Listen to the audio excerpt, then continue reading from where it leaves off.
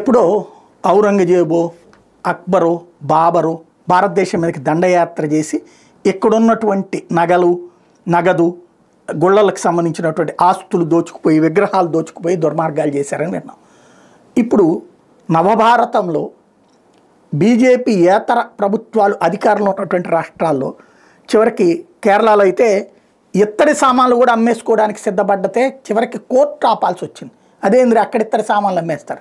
అలాగే తమిళనాడులో వెండి సామాన్లు ఇత్తడి సామాన్లని అమ్మేసేసి ప్లాన్ చేసుకుందాం గవర్నమెంట్ తీసుకుందాం అనుకుంటే ఆపాల్సి వచ్చింది.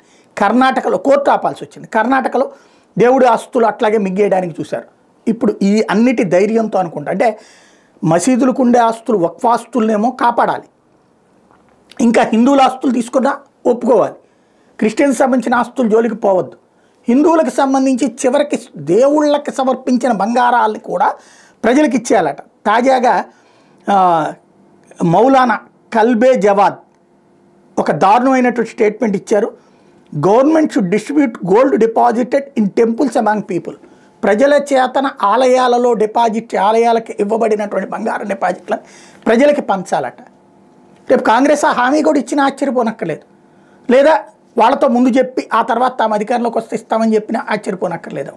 క్రమంగా ఎక్కడికి పోతున్నారు అంటే ఆ రోజులో యుద్ధాలు చేసి లాక్కున్నారు. ఇప్పుడు ప్రజాస్వామ్యంలో బుజ్జగింపు రాజకీయాలని అడ్డుపెట్టి దేవుళ్ళని దోచుకోవాలనే ఒక కొత్త కల్చర్. ఎక్కడికి వెళ్తున్నాం మనం?